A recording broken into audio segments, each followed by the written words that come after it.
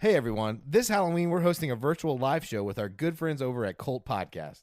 This double feature is part of a Panic Fest online tricks and treats event.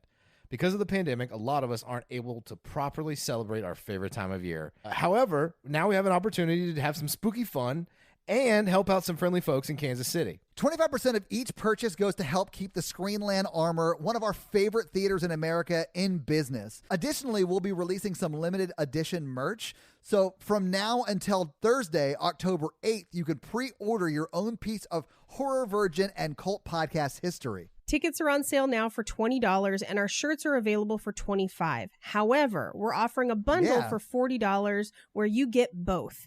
It's going to be so much fun, and we can't wait to see all of you there. More information is available at cultpodcastshow.com. Remember that these shirts are super limited edition and are only available for pre-order until October 8th. So see you all soon, and keep it spooky. Keep it ooky spooky.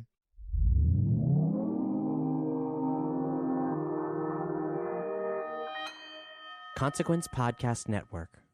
This episode brought to you by the following patrons: Tristam, Kate, Isaac, Ori, Matthew, Karoon, Eddie, Nick B, and Chris. But this week is also brought to you by the following You Can Get It level patrons. First, William. Then Brandon. And Dave. Megan. Daisy. Keep up the good work, one. John. And Morgan. And Nick.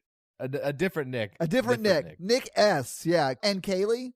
Mandy. And Mandy. And Nicole. And Scott, who's super cool. Oh, are they all not super cool, Mikey? Scott's especially super cool. Jennifer. Kayla and Aaron. And the lovely Veronica. So thank you guys all so much for supporting the podcast the way you do. And Chris and all the patrons want all of you to know that you are welcome, you are loved, and you are listened to in this awesome Horror Virgin family. And thank you guys so much for being a part of it, whether you subscribe to the Patreon or just listen weekly. We really appreciate you. And if you want to hang out with us on a day-to-day basis, join that Facebook group. If we just sit in the dark, it won't hear us. And all we have to do is just be perfectly quiet. Theme music. Don't make a noise. No theme music!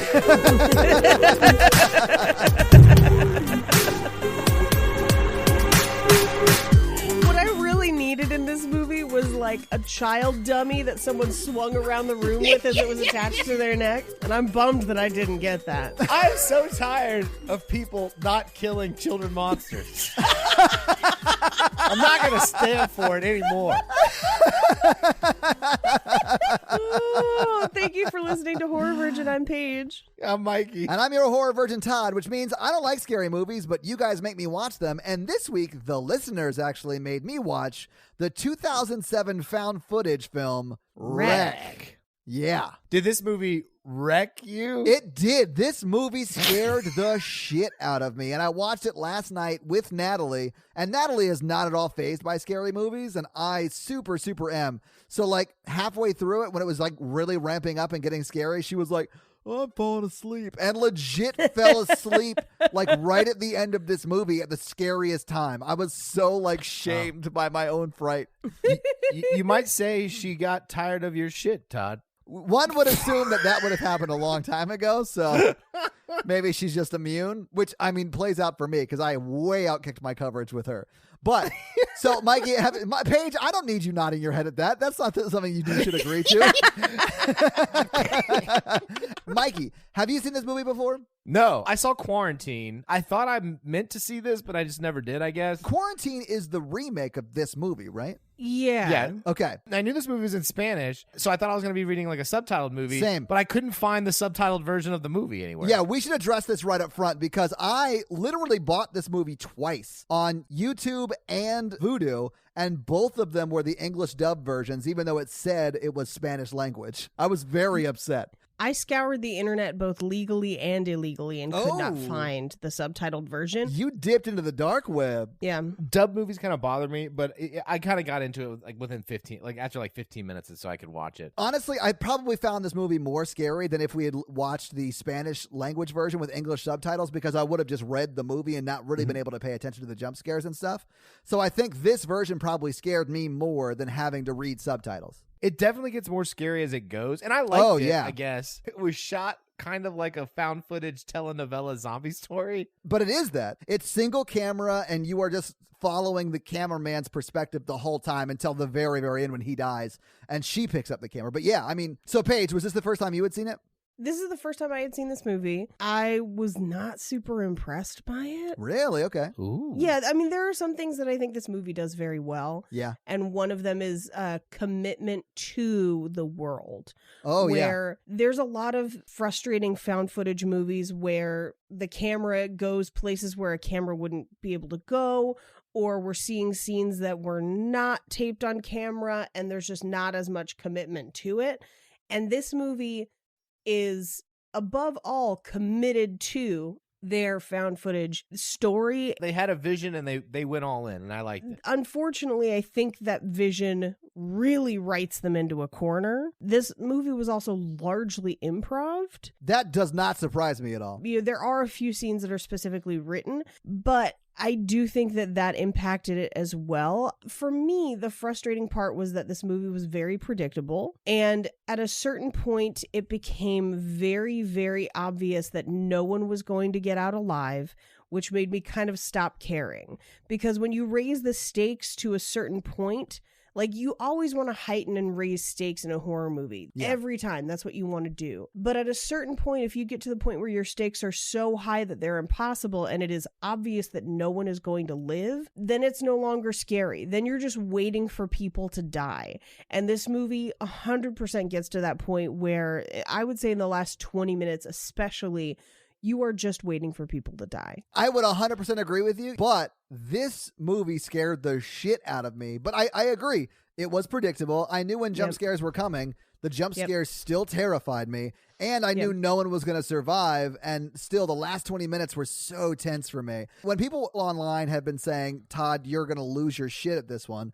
And we were probably 30 minutes from the end of the movie. And I was like, this movie has not been super scary. There have been jump scares that got me up to that point. But the last 30 minutes, like, really amps it up and really scared the shit out of me, man. Like, I was literally in bed, like, covers up to my chin, freaking out. One of the big problems I have with horror movies is what you're talking about. Like, if I know everybody's going to die or everyone ends up dying at the end, I don't like the movie because I think that's like a cheap way to end your movie.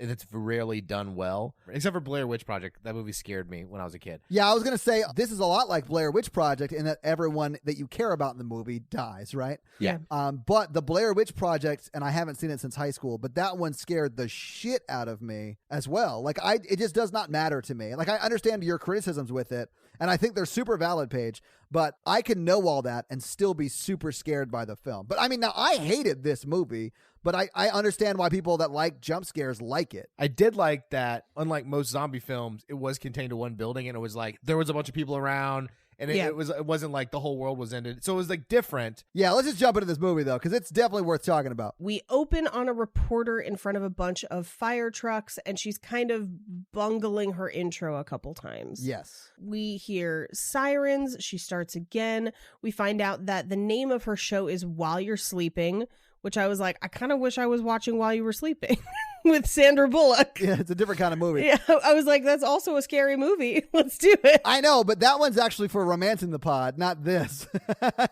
It is scary, though. We find out that she's going to be doing a kind of like a special episode where they're going to be following firemen on their shift.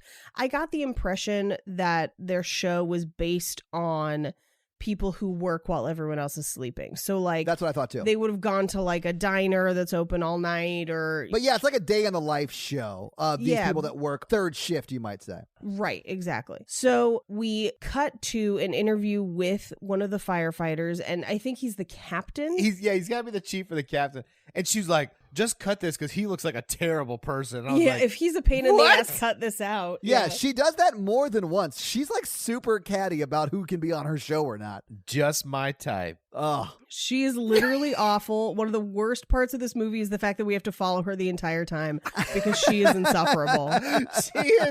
She is so bad. I actually sort of liked her. What? Of course you would. I could not stand her. I was rooting for her to die. That's how much I disliked her in this movie. I mean, you get what you asked for, I guess, Paige. I wanted her to die first. That's how much I disliked her. Here's the thing. Before anyone dies, I was already like, God, I hope she dies first because somebody's going to die. Who was your favorite character in this movie? The policeman who lives for a while, who's trying to keep everyone under control. I'm going to say Spanish racist Tim Curry. Oh my God. Yeah. Yeah. Well, okay. When we get to him, because he's nuts. But for a hot second, I was like, that's not Tim Curry, is it? Because, and it was such a strange choice for the voice dub to basically make it like someone doing a Tim Curry impression. Yeah. I just hope he tried to do it once he saw the character look like Tim Curry. That has to be it. Like, I'm pretty sure they're like, here's who you'll be dubbing, and showed a photo, and he was just like, I see you shiver with racism. Yes. Racism.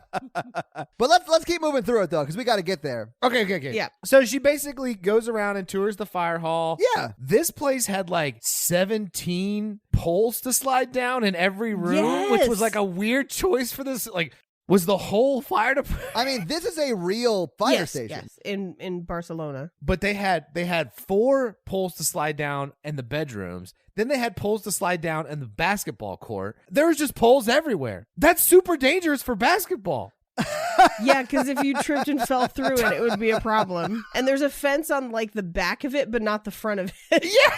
So in America, firemen have a tradition of making food, like of cooking at the firehouse. I've heard that, yeah.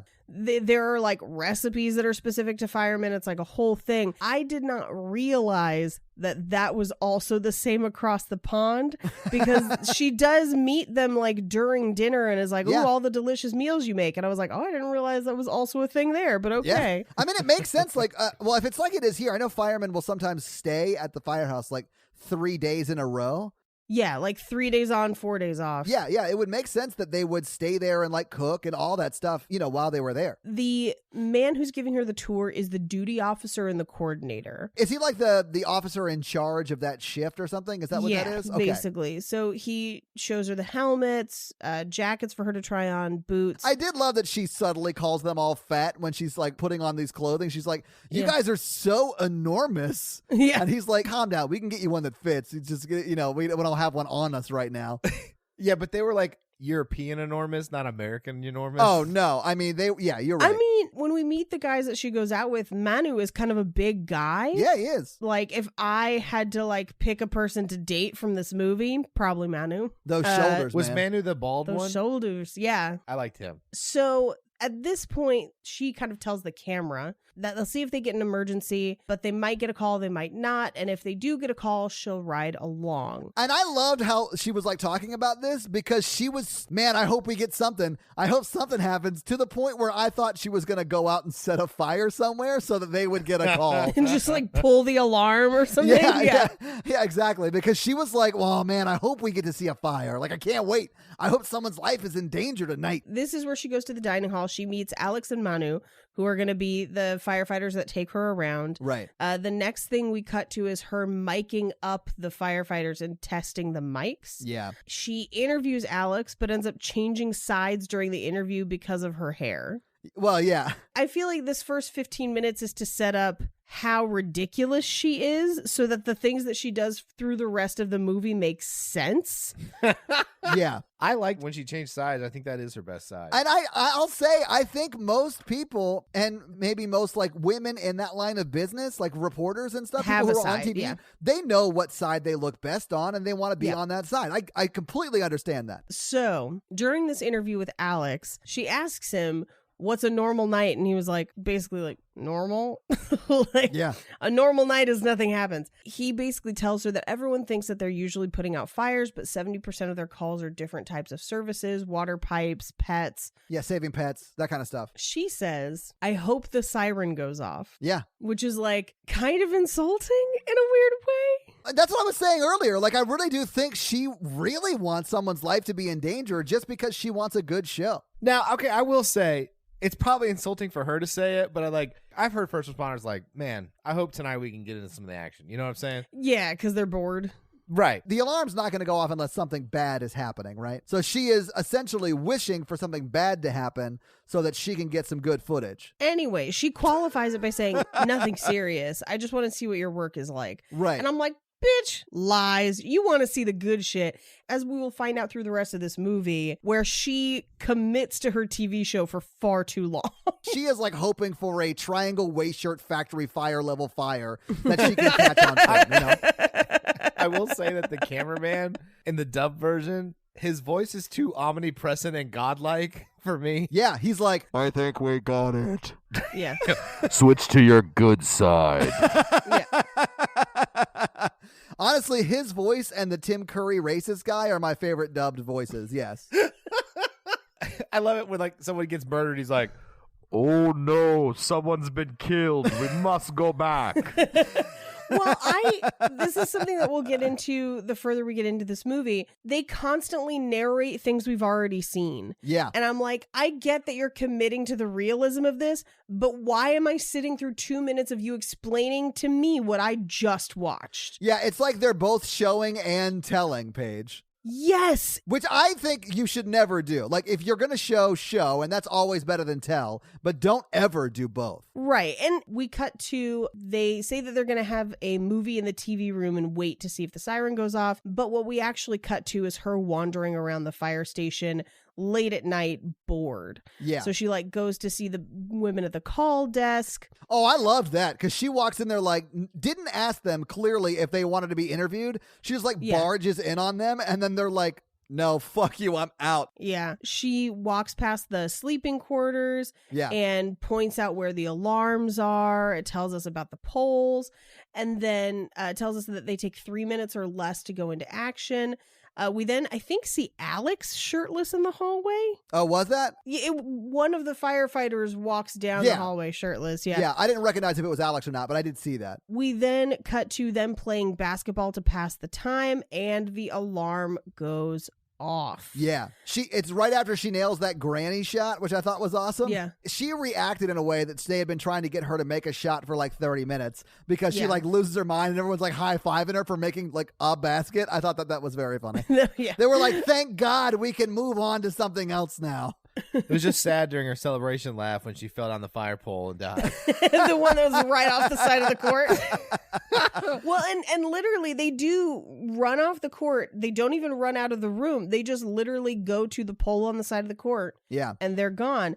And they kind of look down into the pole and realize that they can't get down there with the camera. So they have to go around the outside. Right. And by the time they do that, like the firefighters are like dressed and getting in the fire van. They almost leave without them. Yeah. This is amateur hour TV show because why wouldn't she get footage of herself going down the pole? Well, they should have already done it. They should have already captured that. Exactly. Because then you can shoot it from the top and then have him run down the stairs and shoot it from the bottom. And then you have one continuous shot of them, not continuous, but you have one shot of them going down the pole to completion, Mikey.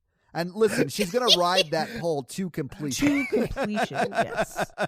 They literally almost leave without them, but they do end up hopping into the back of a fire truck, which is too tall for her to get into, and she has to, like, climb her way up. She also really struggles with opening the door, which I thought was funny. It kind of weirds me out that like Spanish fire trucks are just Sprinter vans painted red. Yeah, they are. Well, I got the impression that they weren't going to a fire and they knew that they were going to an emergency or like a fire emergency. So they didn't need the fire engine. They needed just the personnel. So they went in the van. At least in America, the trucks have all their equipment. So like a fire truck and an ambulance will go out to each call, no matter if it's a fire or a rescue or anything. So it's the big-ass American fire truck that's basically a sideways skyscraper. Yeah. Well, and they had some of those. They just didn't take it because it wasn't a fire. You should always take it. Just in case you got to hose somebody down? Heck, yes. Wet t-shirt contest. except like the girl starts dancing and they spray the fire hose and she like flies back 20 feet. It just gets like cratered into a building. Yeah. Give it up for Stacy. Stacy. Stacy's won a free combo meal and a bucket of beers. Give it up for Stacy. Oh, Stacy's lost consciousness. That's okay. When she wakes up from the coma, she'll still have the wings and beer. When she gets up, we're having her manage the t-shirt cannon and she gets to DJ for an hour. Yeah. So we get into the van. Jose is at the wheel, and this is the last time we ever see him. He like drives them there, and then he's just gone.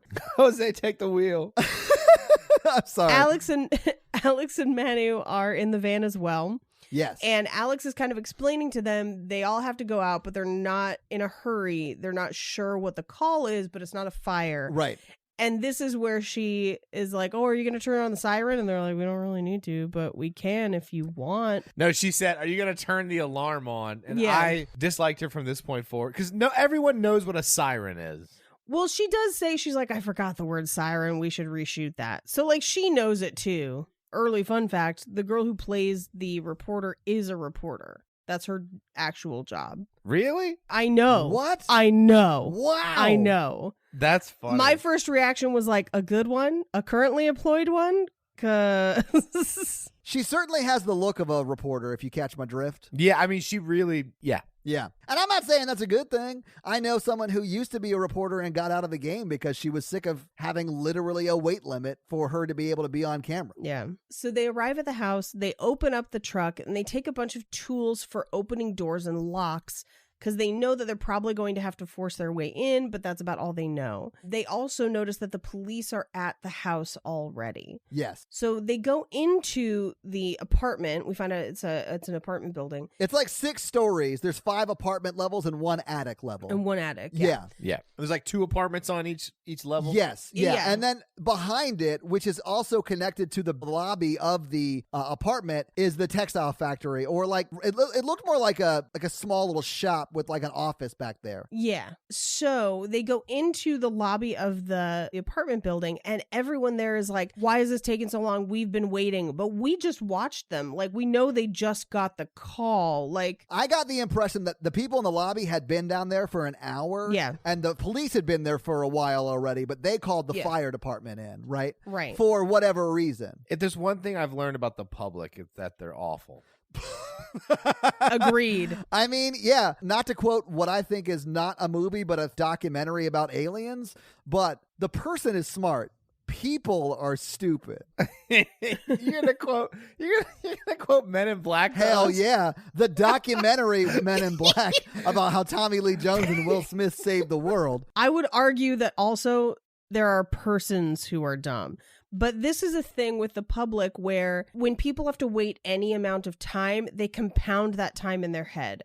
So like Yes. this used to happen in retail all the time where it's like, I had to put somebody on hold for 5 minutes while I go find something in the back of the store. Yeah. And when you come back to the phone, they're like, I've been on hold for 45 minutes. And you're like, you have been on hold for 5 minutes. Yeah. Like, we timed it. Like, we know exactly how long it was.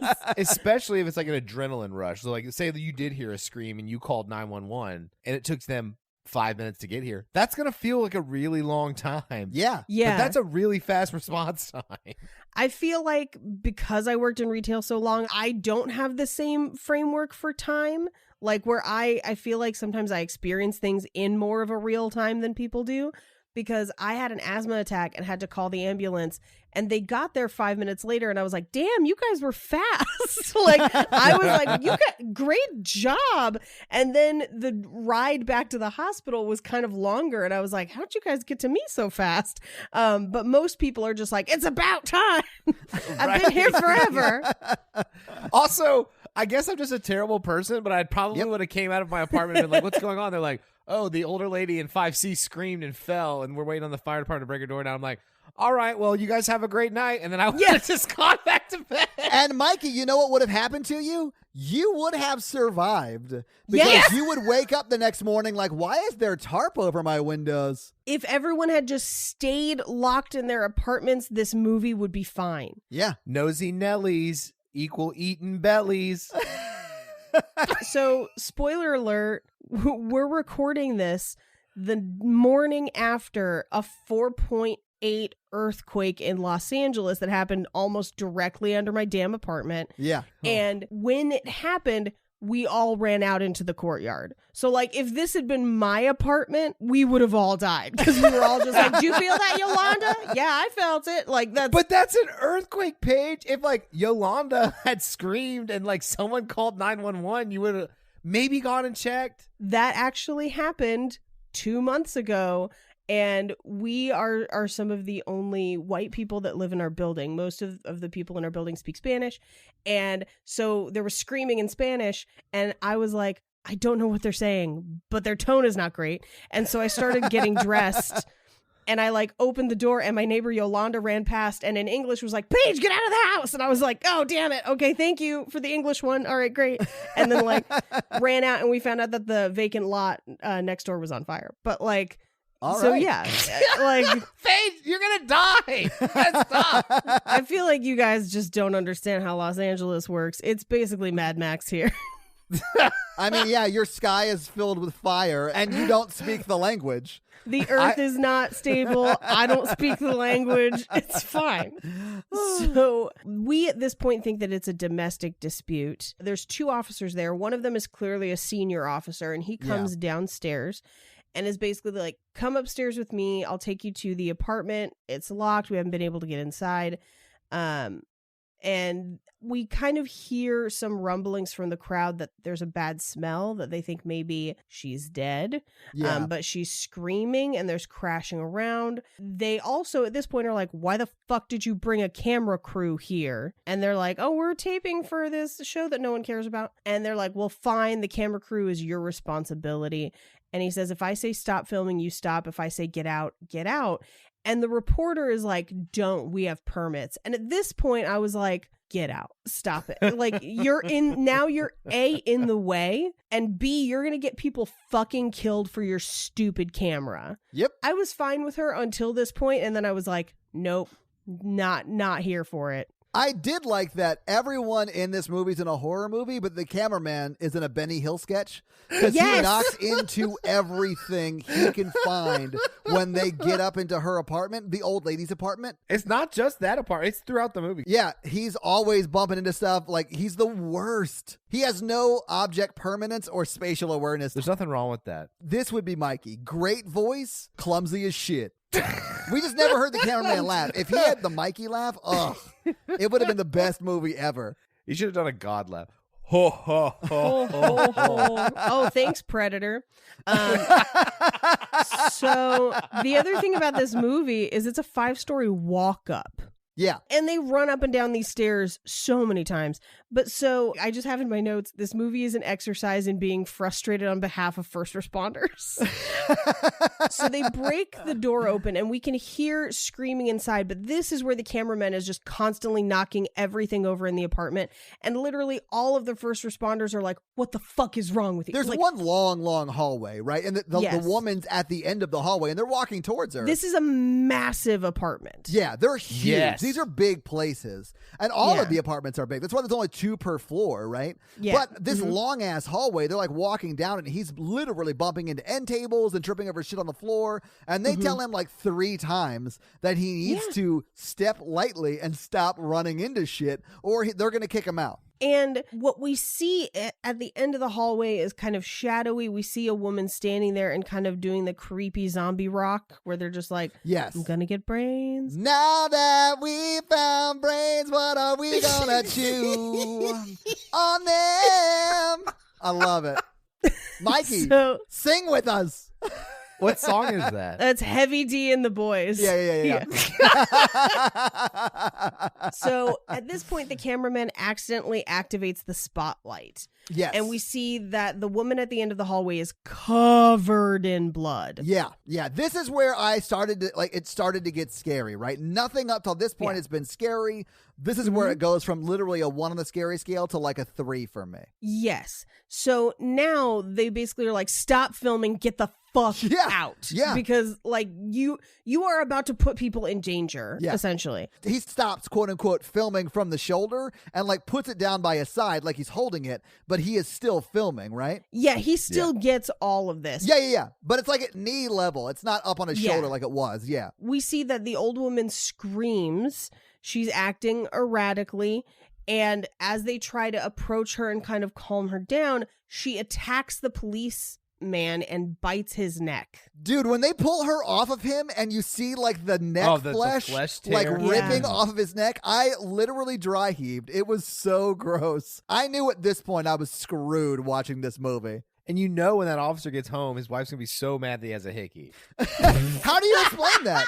Like, there's no getting out of that, Mikey. Absolutely. So at this point, they grab the body and they're running out of the apartment. Basically, they're like, fuck that old lady. We got to get to the paramedics. Yeah. So they close the door. They basically lock her in that apartment, which they should have done to everybody. Smart move. Yeah. They run down. The lights go out. They get to the bottom floor. They eventually turn the lights back on. And the residents say that they can't go outside. So they basically get down to the lobby and realize that they are trapped and this policeman is losing blood. Right. And he's not going to make it. And they're not even going to let that policeman who needs medical attention out. Yeah. I think there are 2 times in this movie all the lights go out and then they come back on. Like someone flipped a breaker switch and they never like explain what that is and why that happens. I thought at this point all the power was going to go out and then it was going to be in the dark the rest of the movie. For the rest of the movie. Which would have been very, very scary. I'm glad they didn't do that, but I was just confused by who was fucking with the lights. I would say if that happened and the rest of the movie was in night vision, it would be damn near unwatchable, but terrifying. Yeah, the same. Yeah. They would have to do something different than only night vision, right? To make it watchable. But it would have been more scary, I think. Yeah, they could have done the spotlight the whole time. Yeah. At the point that this movie goes largely spotlight, it gets very difficult to watch if you have any sort of motion sickness. And I was at the end getting very dizzy. I had to pause it a couple times where I was just like, ugh. But that could have been the earthquake, to be honest. Anyway, you're doing so good for being through like a natural disaster this morning. Thank you. I mean, all of America went through a natural disaster last night, so yeah, they got rid of that 7-layer burrito and the Mexican pizza. I don't know how we're gonna survive. The Mexican pizza was a very bad choice to get rid of. We have wildly different political beliefs. So we see lights coming from outside the door and we hear a speaker from outside the front door. Like a PA system, yeah. Yeah, and it's like, you guys are fucked. Yeah, at first I thought it was the cameraman talking. But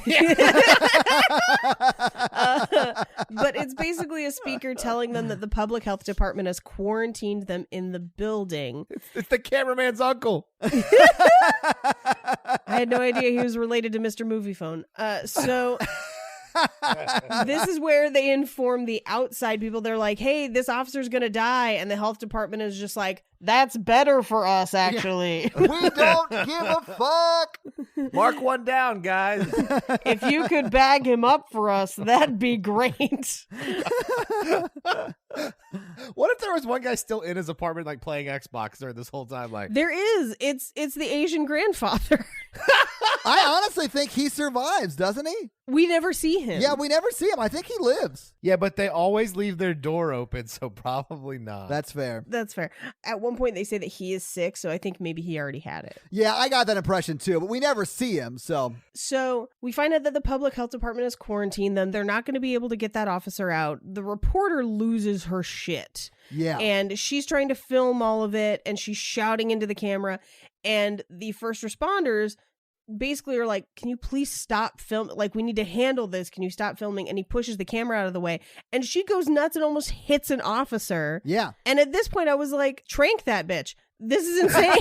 Like, put her under or something, because she's going to get people killed. I mean, if you're going to film them, at least like be far back. Be across the room at least. She's in people's faces and consistently getting in the way to the point where I would argue she causes half the deaths in this movie by being in the way. By just being an obstacle? Yes, by being an obstacle and being a thing that the first responders have to pay attention to as opposed to what they actually need to get done. They are trying to find another exit from the building.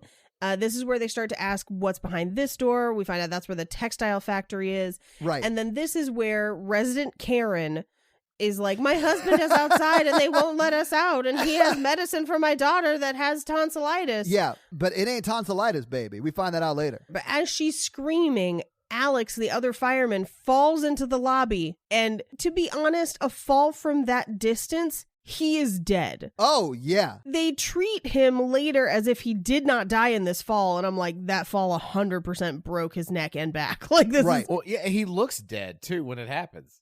Yeah. This part made me jump because he falls from like the 5th floor and like splats. Man, I, again, was lying in bed. I hadn't brought the comforter up to my chin yet, but I literally didn't make a sound, but jerked really hard because it scared the shit out of me. Yeah. Meanwhile, Natalie's falling asleep next to me. Like nothing's happening. It's because you're exhausting. Ouch. I know Paige would pick back. That's why I'm only picking on Todd.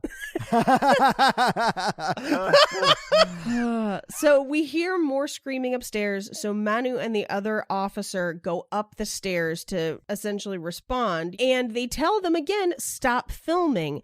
And she says, I don't care what they say. We have to film it. Again, getting in the way. Yeah. So there's more screaming. They go upstairs. She still follows them. They consistently try to get her out of the way so that they can handle the situation. And she will not. Yeah. They go back into the old lady's apartment, which for me, I'm like, you know there's a zombie in there. Yeah. Why are we going back into this apartment? Why did they go back up there? They went up there because they heard the screaming and they wanted to make sure there wasn't someone else up there that needed help. But Yeah. they go back into the same hallway that the cameraman was like bumping into stuff down that hallway. And this time the cop goes first and has his gun drawn. And when the old lady comes running at him, he taps her and she just dies. So he taps her and then another girl runs out. Yeah. And he taps her too. Yeah. They got it all on film and he's freaking out because now it looks like he just murdered people because there's, he doesn't know the context that they're going to have that film for. They believe they've killed these two women. The reporter is very upset, but then turns around and is like, did you get that on film? And Yeah. I'm like, are you kidding me? In your world, 2 people are dead. Yes. And you're just like, you got that right? Let me watch it again. Yeah. Mhm. And she does. She does watch it again because she's a sociopath who is turned on by violence. My type. Which, by the way, so he rewinds it and then we have to watch it one more time, which is super stupid. I thought that was really stupid too. I thought that there were so many choices they did to fill for time, and I felt like this was one of them. Here's what drove me insane is that later in the film, there is a point where a character is trying to remember something that they know that they got on tape and they don't rewind it and watch it. Right. They instead go back down to the lobby, put themselves in danger, and I'm like, we already know that you can rewind the tape and we can rewatch it because we've done it once in this movie. Why didn't you do that? Right. No, I completely agree. But I think they make those choices to fill for time. Yeah. The thing that bothered me most about this scene is the police officer and the firefighter have left the apartment where they just quote unquote killed, because we know they're actually zombies and not dead yet. But they killed the old lady and the younger lady that were there, right? That were already zombies. Right. And then they leave, and then the reporter and the cameraman are in that apartment, like talking about what just happened. Did you get that? Like, let me watch it again. Why are they staying in the apartment where 2 people were just in their world, like you said, Paige, murdered? Like, that made no sense to me. I would want to get to the lobby, the only perceived area of safeness. Right. I'd want to get there before I did anything else. And not only that, so they leave them there with the camera and they leave the door to that apartment open. Yeah, Close it. Lock it until the authorities get there. exactly. They run back down to the lobby where they're going to try and go through the back exit because they basically say 2 men are dying, which is the policeman and the other firefighter. And then they say that they've got 2 fatalities, which are the women upstairs. Casualties are the 2 men dying, which, by the way, that firefighter, dead. I don't know why they act like he's not dead, but he's fully dead.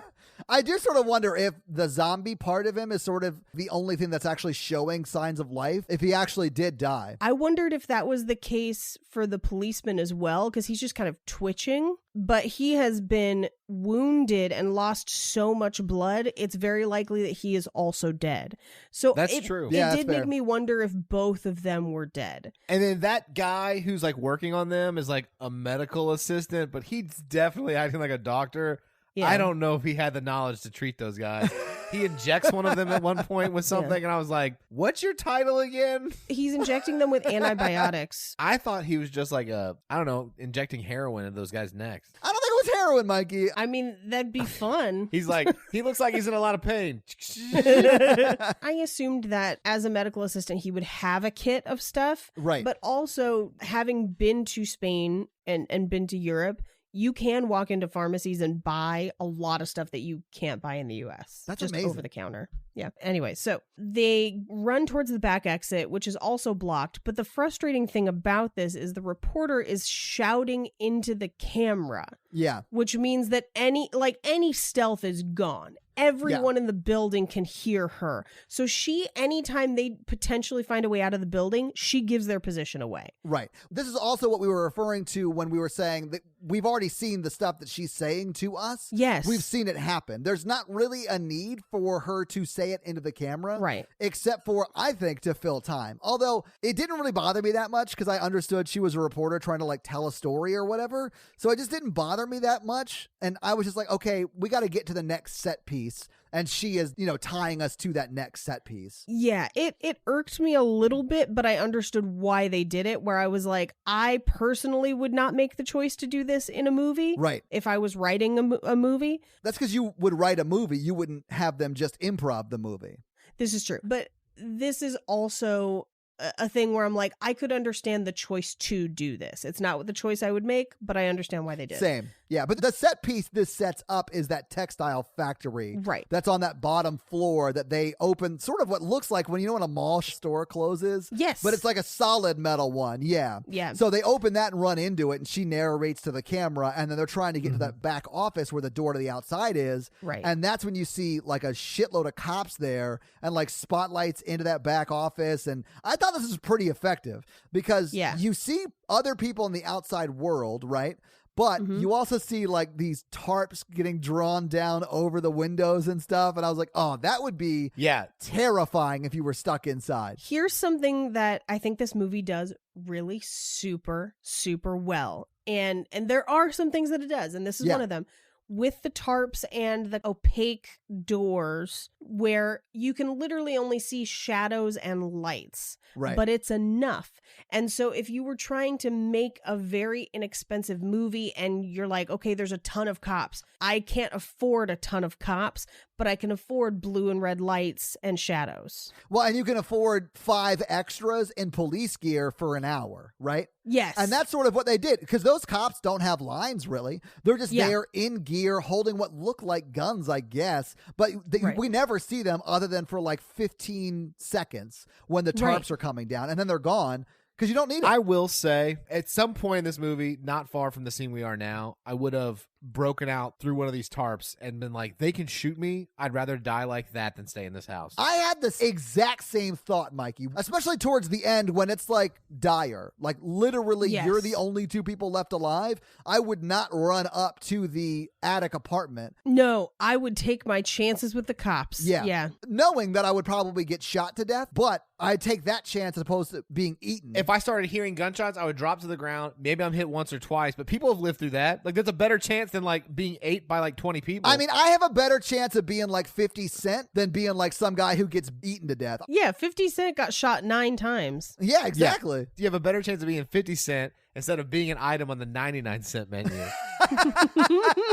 Hell yeah. So we hear a speaker from outside that tells them that a health officer is coming in to give orders, and they give the code CBRN, which the police officer recognizes as a chemical threat. Literally, like the reporters ask the cop, he's like, what did the cameraman's uncle say? And they're like, it's the CBRN stuff, like it's chemical or radiation or nuclear. Something is going on in this building that has to be quarantined. Which is still horrifying. No, it is. And honestly, I feel like at this point in the movie, you know it's zombies. Not like, quite. It's when the guys come back to life, when the two officers come back to life. I think that's the point of no return for everyone in this building. I think that's true. And this also might be a world that doesn't know what zombies are, because that's pretty common in zombie films. Like a lot of zombie films don't refer to them as zombies because it's like a new concept to them in that world. So it could be that kind of setup too, which I'm fine with. That's fine. But we're definitely in a world where you would go back to your apartment and like bar the doors. Oh, yeah. So they go back into the lobby, and this is the first time we meet the Tim Curry cosplayer in this film. Man. Yeah. Bobo Spanish Tim Curry. Yes. Also, at this point, get more information about the woman with the daughter who's saying that her daughter has tonsillitis. She has a fever. She needs antibiotics.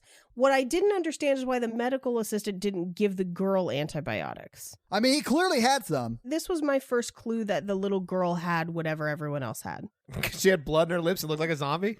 Yeah, but she's clearly very, very ill. Yeah. And her mother is reacting to how ill she is. But again, you're right. Tonsillitis is not an emergency, and she's treating it like it is.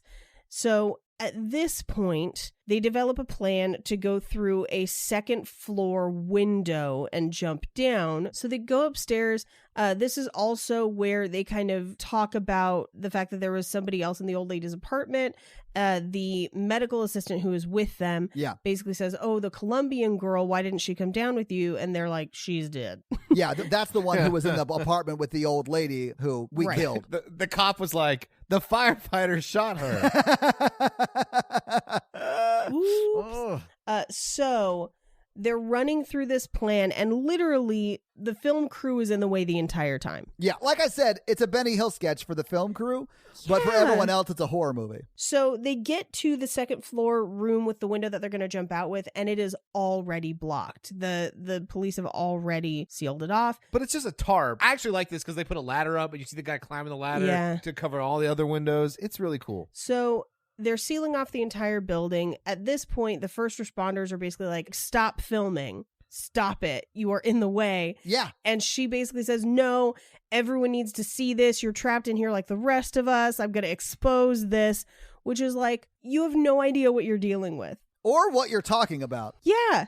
So the cop pulls a gun to try and get everyone to calm down and orders everyone to go downstairs. This is the best, like, we're occasionally hearing messages from the speaker outside. Yeah. And this is the best one where it just says, we apologize for the inconvenience. It's really, really funny. The fireman kind of talks the police officer down. He puts the gun away. And then he does something. This is why he was my favorite character. Yeah, I think this shows him as a rounded character, right? Yeah. He puts the gun away and then he apologizes. And he's like, I'm sorry. I'm scared too. Like, can we all go downstairs so we can all try and get out of this together? So at this point, we find out that the medical assistant has bandages and antibiotics in his apartment. So he goes to get them and he comes right back down.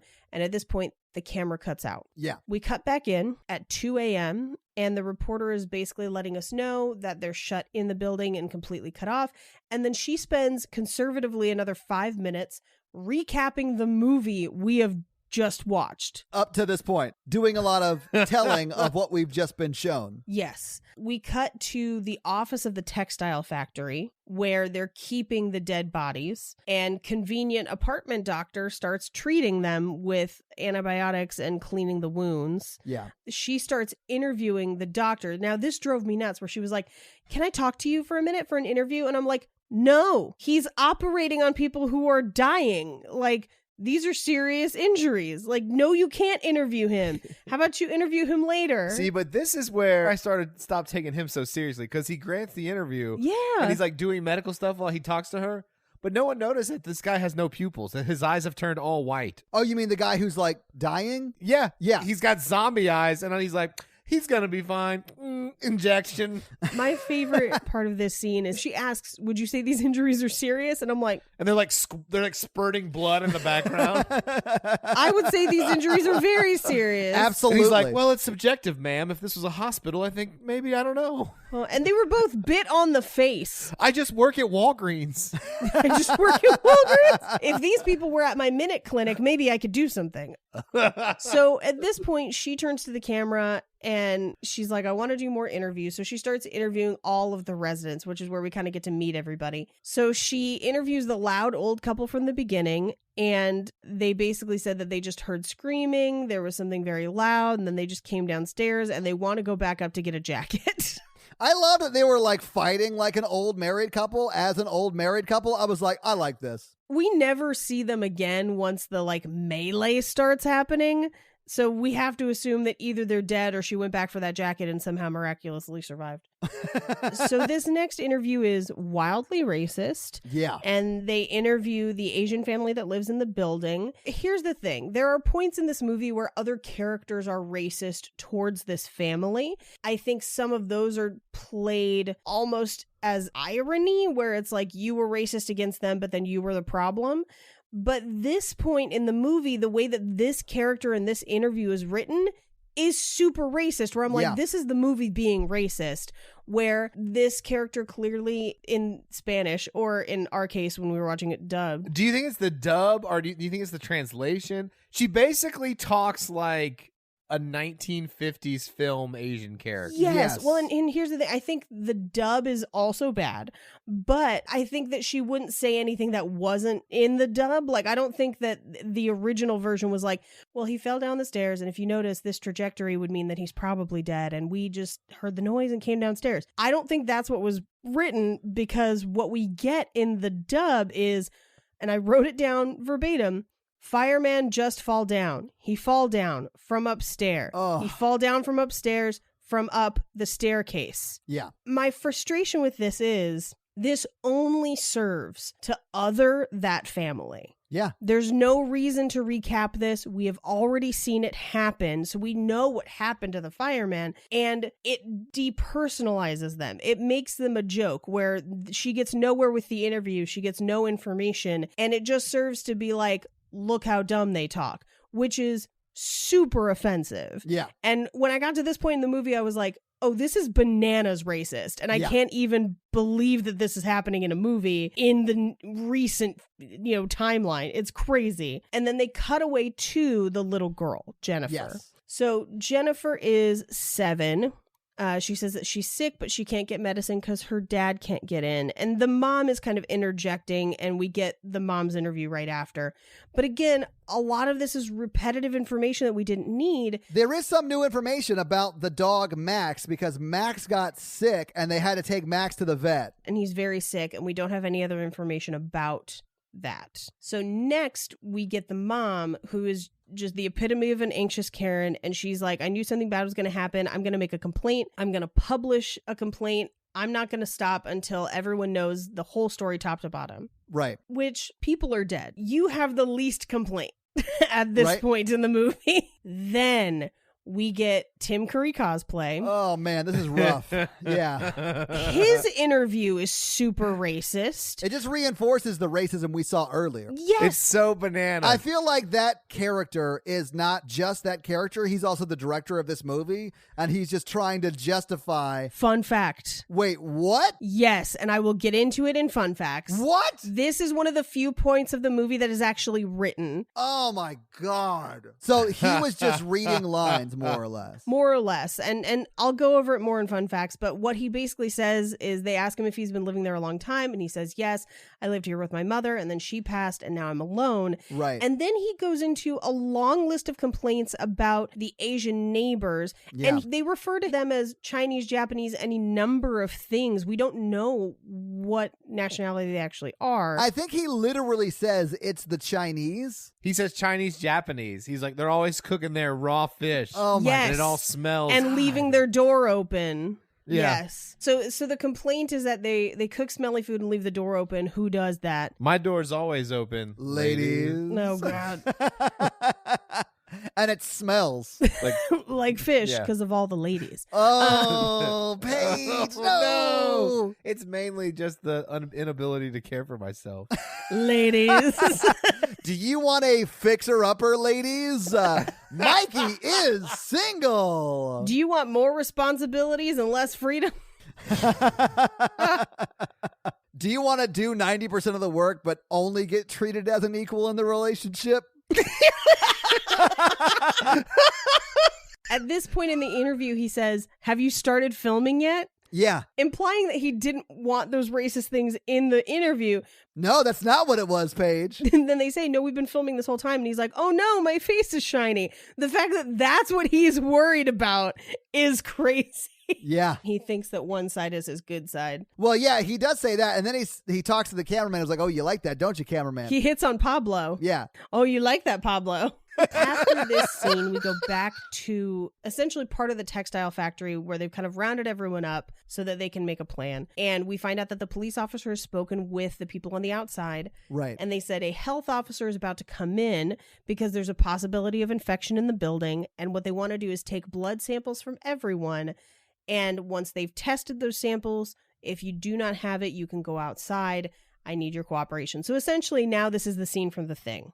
And there is like a way forward where you can survive, right? Right. I like that they set this up. It makes me a little sad that it didn't play off and no one survives. But right. I like that there was a way forward. It's not just like all hope is lost 30 minutes into the movie and then we're just watching people die. Although it does become that. So now they go through essentially a roll call of who lives in the building apartment by apartment. So we establish the Colombian girl and Mrs. Ascaro, who are the two dead people. Right. We then have the mom and her daughter and the old people and the Tim Curry cosplayer. And then this is where we find out that the Asian family lives upstairs on the 5th floor and their father is still upstairs in bed, very sick. Yeah. At which point the Karen, the mom, is like, well, perhaps he's the one to blame. That's how we all got sick. And again, I'm like, this movie is super racist. Again, like they get mad at her for being loud, but no one is like, hey, just because they're Asian doesn't mean, like, nobody steps in to protect them. No one corrects the racist behavior. Yeah. Yes. They also establish that there's an attic, but no one lives up there. It's owned by a man from Madrid, but he hasn't been there for years and has just locked the attic. Oh, who only owns an attic at an apartment complex? The Vatican. Yeah. The Attican. Yeah. At this point, the camera cuts back out. Yeah. We cut back to the health officer coming in a hazmat suit. Oh, yeah. He's tote suited up. And the reporter is now screaming both into the camera and at him, being like, "What? He's all suited up. What the hell is this shit?" And then the camera goes out again. Then the camera comes back, and we see the little girl looking into the camera on the floor. And she looks bad. She looks bad, and she's poking at the camera. There's a smear on the lens. And the reporter asks Pablo to come here.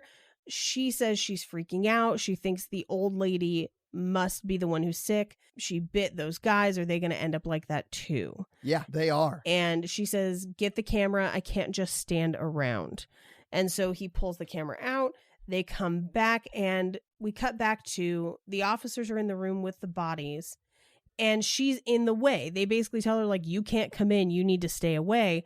So they go around and they shoot through the office windows over the top of what's happening. Right. What's happening in that back room is the cop and the firemen who are still alive are about to handcuff the two injured, quote unquote, guys to the tables. Yeah. And the medical officer's in there too, like telling them to do this. Yeah, he's telling them to cuff them, and he's like, it's transmitted by saliva. Yeah. Right. So they handcuff them. The doctor begins injecting them with something. Yes. And she's talking to Pablo the whole time, and she's like, "What's happening? Tell me what's going on. Who did what? What's happening?" And I'm like, they can hear you. And also, he can't hear them. It's not like, I mean, he can't really give her any information. Yeah, and she just shouts it in the whole time, giving away their position. She drove me insane.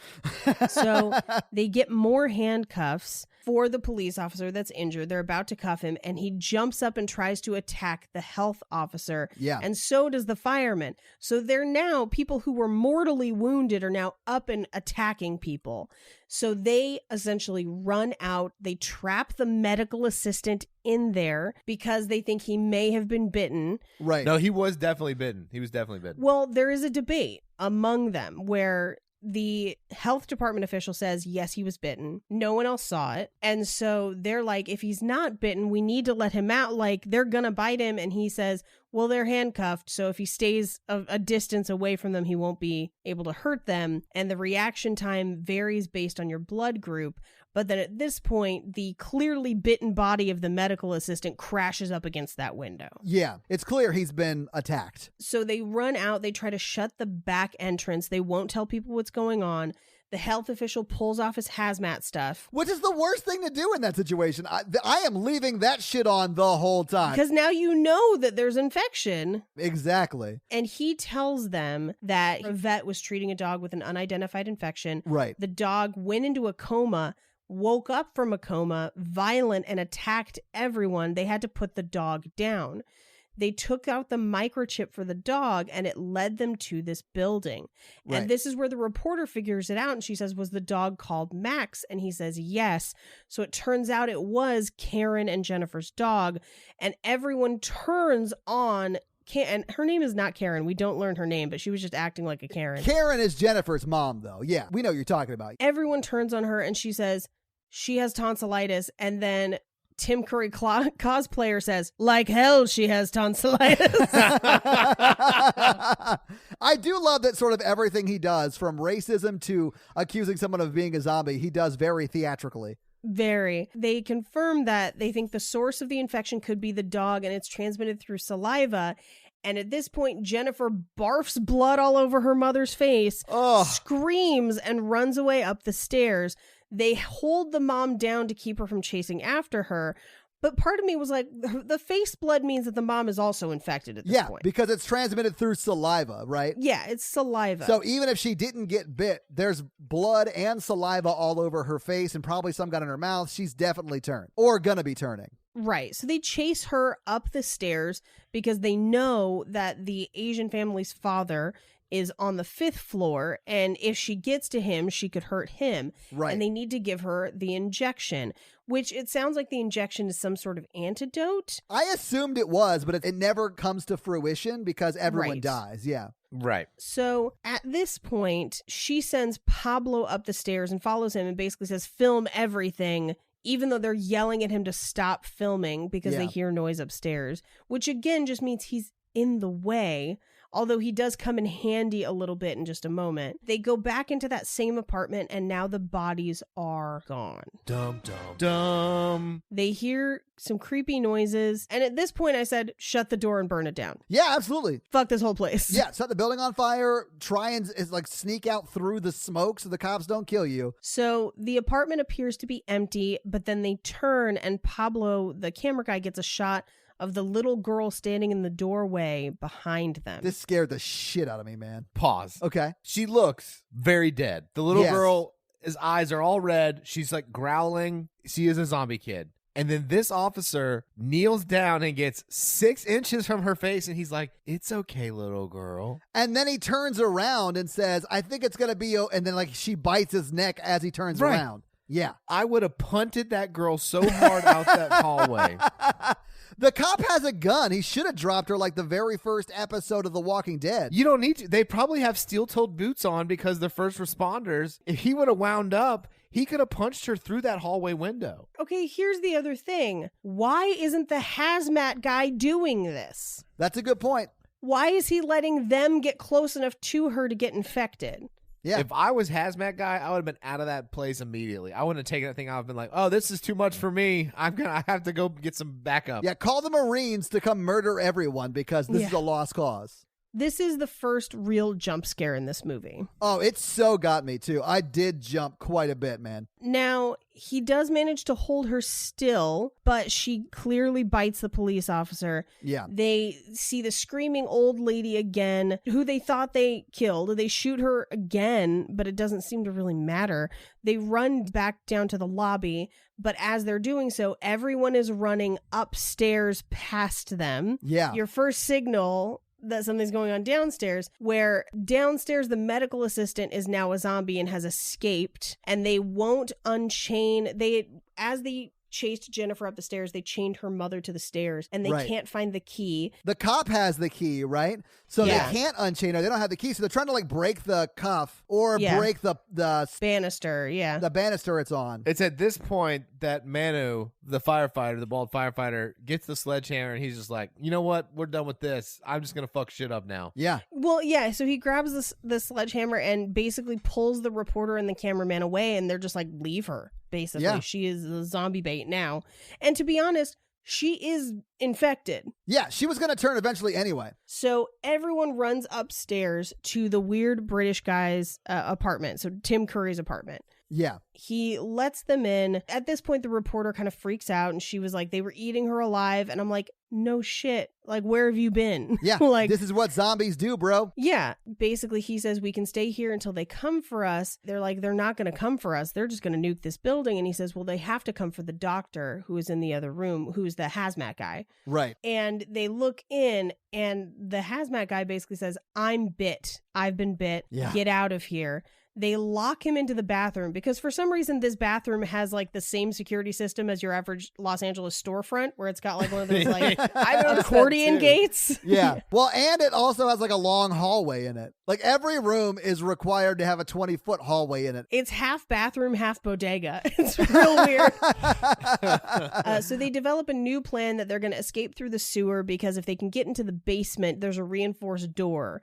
But to get there, they have to get the keys. What he reveals is that the keys are in the building manager's apartment. Right. And then at this point, the hazmat guy pulls him against the bodega gate and starts to eat him. Starts eating him up, yeah. So they run out into the stairwell. They need the keys to the basement. And at this point, they're trying to remember whose apartment that was from the roll call. And they can't remember it. And I'm like, you taped the roll call. Exactly. Rewind the damn tape. And instead of just rewinding the tape to find it, they go all the way down to the lobby. Yeah. Try to look at it on the mailboxes. Figure it out from the mailboxes. Go all the way back up. A zombie attacks Manu and he snaps its neck, which is badass. Yeah. Manu goes full like awesome. Yeah, I love it. He's got a sledgehammer. He's able to break someone's neck with his hands, which is very difficult to do. Yes. So he was the superhero of this film, man. Super Manu. So to get back upstairs, they have to go past Jennifer's mom, who is still chained to the stairs, but is now a zombie. Oh, and is doing her best to eat them. Like, I thought the actress playing this really did a good job committing in this part, because not only is she like reaching through like the banister or whatever, as they start to climb, she tries to climb over. Yeah, she tries to climb over and like really gets close to one of them. I was like, wow, she's committed and I like it. Yeah. I mean, it was scary as shit, but I was impressed with her acting abilities. Then the Colombian girl comes running down the stairs. Manu basically, I think he kind of like bashes her head against the ground. He's got the sledgehammer, right? Yeah. This isn't the person he sledgehammers, though. Oh, is it not? It's not. No, is this the one where he chokes to death with the rope? No, he chokes her out with the cameraman. He chokes her out with the cameraman. Oof. And so she's down. But at this point, I'm like, how long do people stay dead? Because they've now killed people and they come back. So what's the point of killing? I guess it buys you a couple minutes. Well, yeah, we don't establish what actually kills the zombies, right? Yeah. Because we know zombies have been shot and they didn't die. Like they stopped moving for a while but didn't die. Right. Like we don't know what the rules are. So Angela, the reporter, is freaking out and she's like, she bit me. And Manu has to literally be like, no, she didn't. You're going crazy. Yeah. We need to get up there. The lights go out. Pablo, the cameraman, is, struggling, finally gets the spotlight on, and it literally just illuminates the Asian neighbor trying to attack Angela. Guys, this moment scared me so bad. It was terrifying. And I knew it was going to happen. It's one of those things that's like super telegraphed in the movie. I knew it was going to happen, but I was shook. I was so scary. Well, and then next, Manu sledgehammers her to death. Yeah. They get up to the apartment they need to get to. They go in. The TV is still on. There's no keys to be found. They go through conservatively every single drawer in this entire apartment. Yeah. Which is realistic, but annoying to watch. I know. It was. I did sort of hate this part because I like that it was they had no idea where to look and eventually they found it. There is sort of a middle ground I don't think that they hit with like what is long enough to make it seem realistic, but what is too long to make an audience sit through. And I feel like we were closer to the too long to make an audience sit through part. Absolutely. But it did feel very realistic to me. So like I sort of hated it. But they do find a shitload of keys. Like it's a bunch of keys. It's not just like the key they're looking for. Which I hate because later they guess right. Yeah, they guess right immediately. Yeah. And she screams when she finds the keys, there's so many of them. Yeah.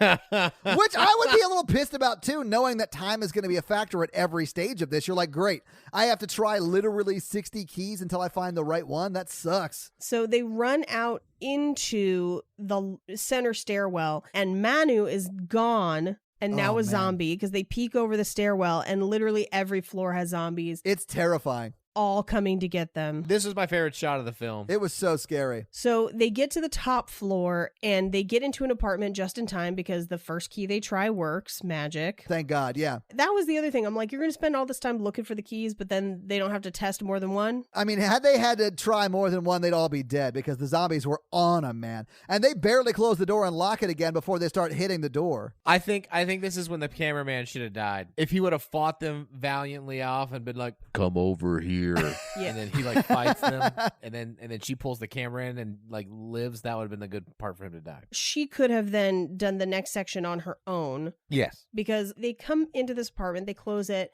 there's banging from the door outside, so there's clearly zombies right outside. He can't get the spotlight on because it's broken and he eventually kind of gets it on. Yeah. And he's saying, it's okay, this apartment was locked up, we're going to be okay. But this looks like a hoarder apartment for an ancient apothecary. There's chemistry stuff everywhere. There's bottles everywhere. And it's pretty clear that this is patient zero, that this is where this shit started. But then they take a wild left turn and she's reading all of these newspaper articles and stuff on the walls that are basically claiming that this is possession and that's what they're spreading, which is so bizarre. I do agree it's bizarre, but Paige, I sort of liked it because they don't know in this world what a zombie outbreak is. And if someone who is in the church is the first person to respond to it, I could definitely see why you would think that they're possessed and might take a wildly wrong approach to it, which is what happens here, right? What they should have done is had them seek medical treatment, but whatever. Like, I sort of like that we're dealing with also the stupidity of a man of the cloth assuming everything needs an exorcism, right? See, here's where I differ, because I feel like this movie tries to make the case that is what's happening and that is the case. I wildly disagree with that, but yeah, with the movie. I feel like you could read it either way, but the fact that there was so much information that she discovers in this scene is basically just an exposition dump in the form of newspaper articles on the wall. Right. I agree with you, Paige, that he was supposed to put her down, but he was experimenting with like curing the exorcism via blood, and it escaped. It's one of those things where I think the more realistic version is, Todd, what you've described, which is this is a disease, it didn't get the proper treatment. But we also know from the articles that she was in a hospital and they like break her out of the hospital. Which is dumb. I mean, she belongs in the hospital, clearly. Well, and at this point, part of me is like, we didn't need any of this. I don't think we did either. Also, the speed at which they both read the articles and then relay that information to the camera, to us, the audience, is breakneck. It is insane. Well, and so here's the thing, because at this point I looked at how much time was left in this movie, because this movie is only 78 minutes long. Yeah, it's pretty short.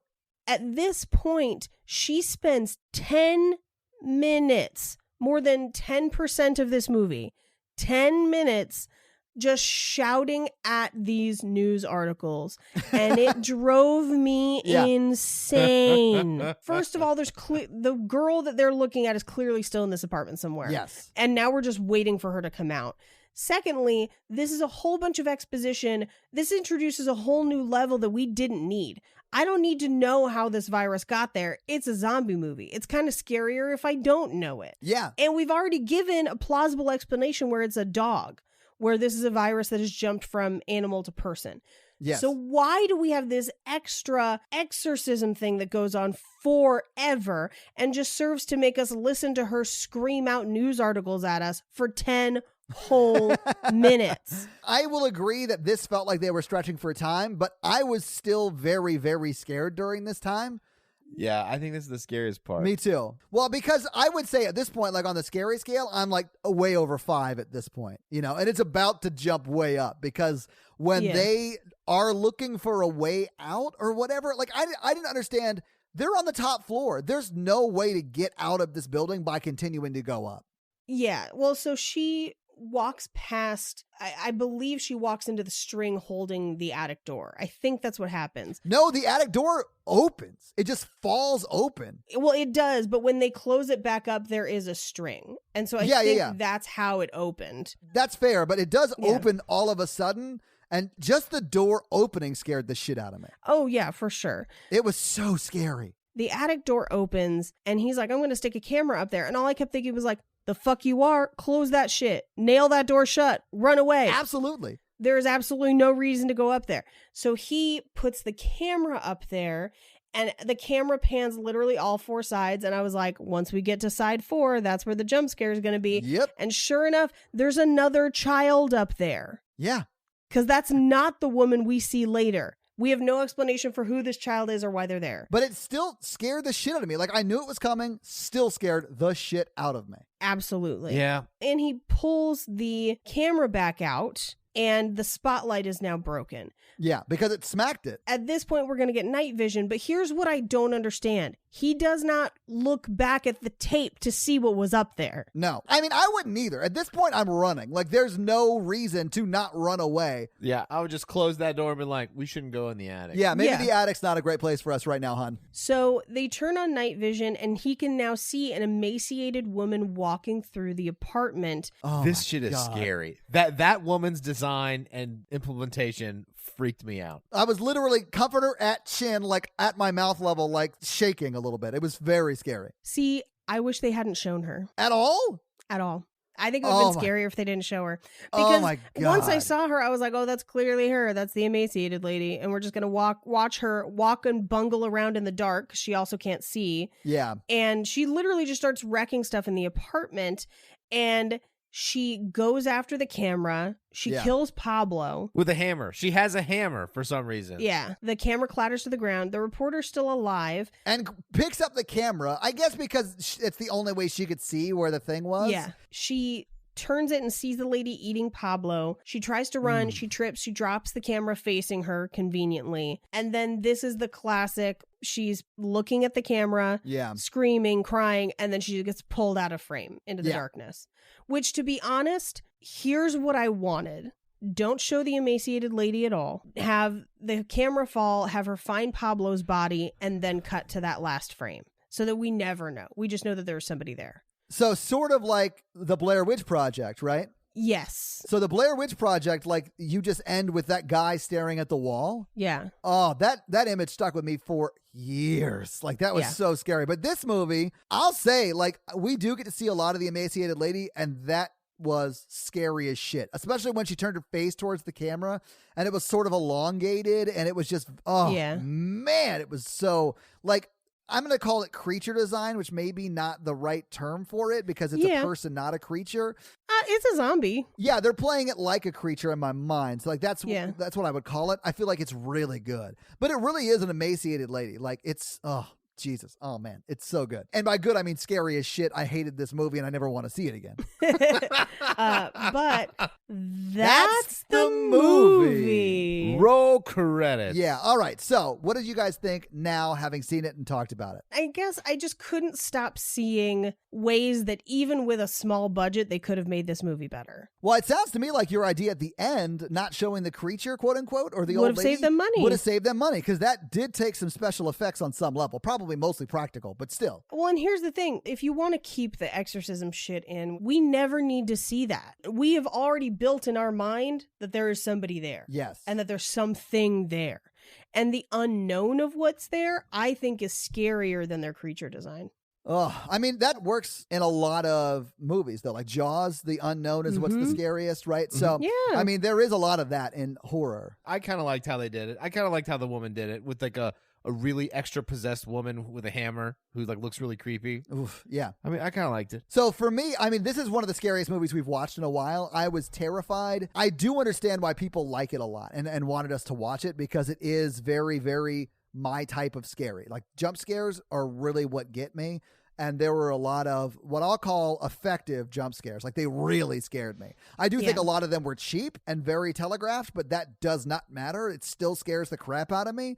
So I understand why they wanted me to watch this movie, you know, but I never want to watch this again. If you like jump scares, I get why you like it, but I hated this movie, which I guess is a compliment to a horror movie, because it really scared me. I think there's scarier found footage movies. Oh, I think so too. I mean, I think Blair Witch Project, and maybe this is because I saw it in the theater when I was trying to be like, you know, like really cool on a date with this girl I had like this huge crush on in high school. But like that movie scared the shit out of me. Like I ran back to her Jeep after that because I was terrified. She drove?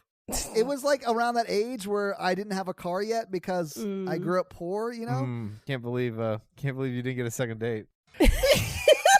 So it did make me want to watch Quarantine, because I remember seeing the trailer for Quarantine and being like, holy shit, this looks terrifying. All right. Well, Paige, do you have some fun facts for us? I do have fun facts for us. All right. Hit us with those fun facts. All right. Like I kind of mentioned throughout the episode, the actors were never given the full script. And so none of them knew what happened to their characters until the day they were actually filming their scenes. And even then, they were largely given outlines. And a lot of their lines are improv. But this also means that because they never knew what day they were going to die, it kept them kind of stressed out on the day of filming. And the director wanted that.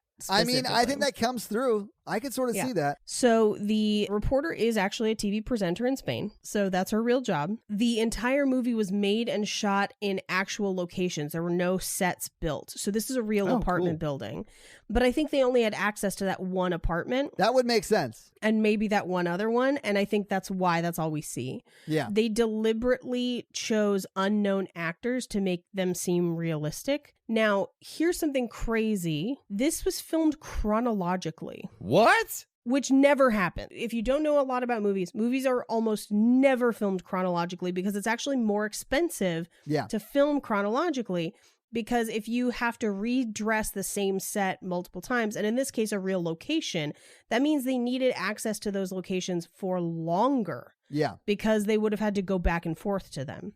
I would say in single location movies like this is, more or less single location movies, right? It's easier to do that because it is just one location, but you have to redress that same scene every time. So like if they had to shoot the guy falling and the blood hitting the floor, they would have had to clean all that up, take the dummy up again, drop it again. And that would take an hour every time they wanted to reshoot it. So that's why, like, that's insane to me. But I mean, I think it's a little easier to do it in one location. Oddly enough, that scene, I think, only got filmed once. I think it's one take. I'll get to it in a sec. Now, this movie is supposedly one of the major inspirations for the video game Outlast. Oh, yeah. I've played Outlast. When I was streaming on Twitch full time, that's one of the games they made me play, and it is super scary, man. I fucking hated that game. So this movie was also not supposed to be a movie. It was supposed to just be direct to video.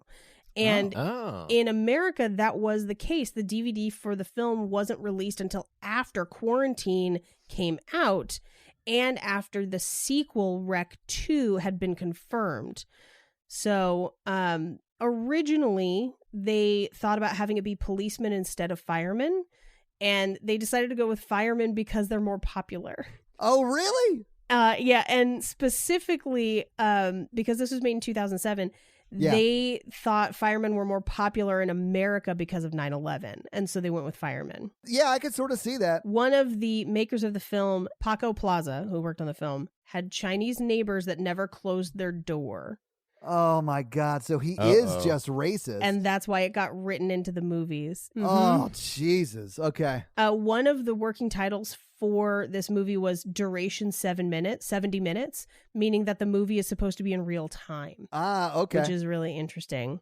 This kind of got buried by other movies that came out around it, though, because it came out just a year after Zombie Diaries and the same year as Diary of the Dead. It is based on a real Spanish TV show, While You Were Sleeping. Oh, yeah? Yeah, it's called... I think it's just While You're Sleeping, not While You Were Sleeping. That's the Sandra Bullock movie again, yeah. It's based on a show called Equipo. Oh, I've been called that before. So while filming the scene when the fireman falls down the stairs, they didn't tell any of the actors that was going to happen. So the reactions are the real reactions of the actors themselves, thinking that it is an actual person falling through the stairwell. They do a great job acting in that scene, so that makes sense to me. The closing section, the last section of the movie that was filmed in night vision, were shot in complete darkness with a night vision camera, and the actors had no idea what was taking place, so they couldn't see. And I believe that the emaciated woman is computer generated. I don't think she's actually there. Okay. So they filmed this without seeing her. So essentially, they filmed the version of the ending that I want. Yeah.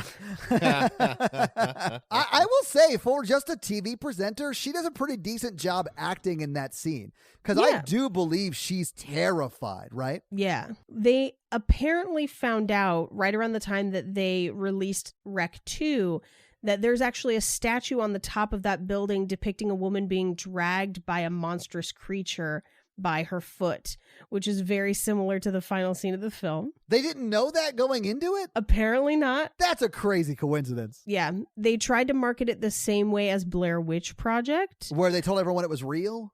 Yes, and they used footage from Jennifer, the young girl, can be seen holding a Nokia N95 smartphone. And so they let her film a bunch of stuff and used that with additional footage that they filmed of her family in the building in daylight.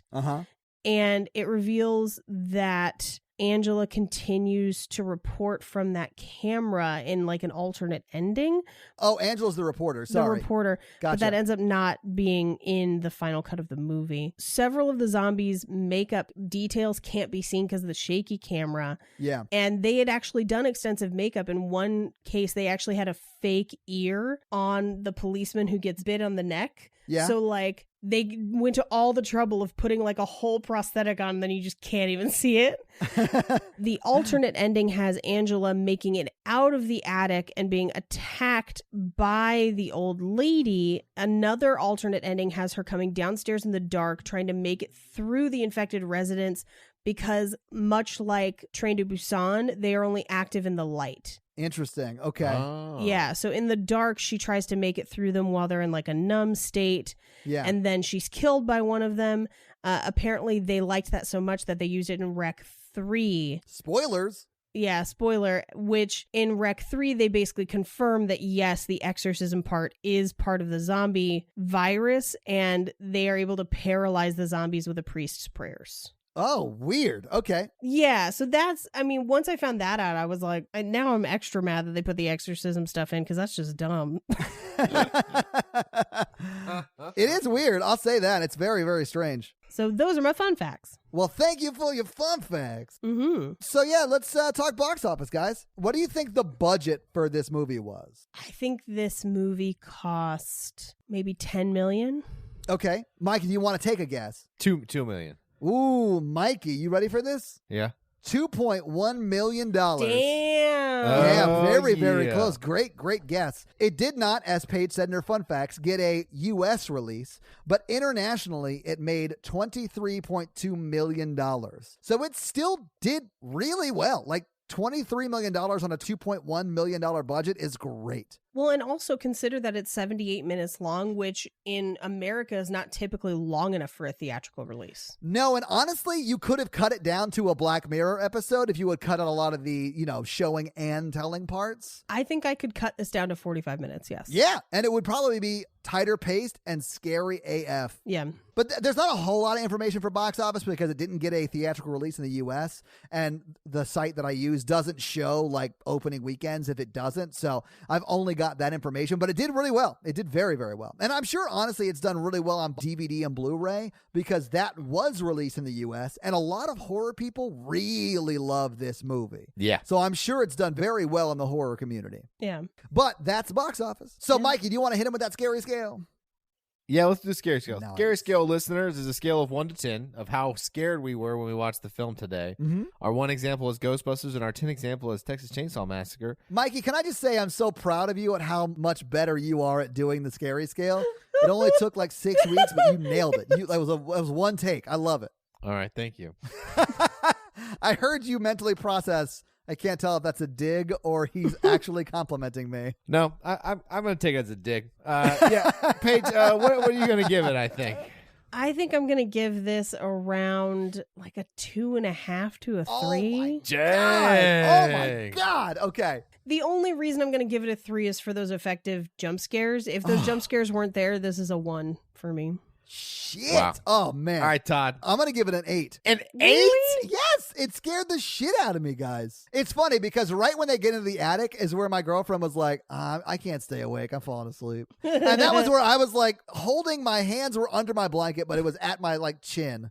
And I was like scared. I was like shaking scared for like the last 20 minutes. It was so scary. I can't believe you gave it a 3, Paige. I was bored through most of this movie. Oh, wow. Okay.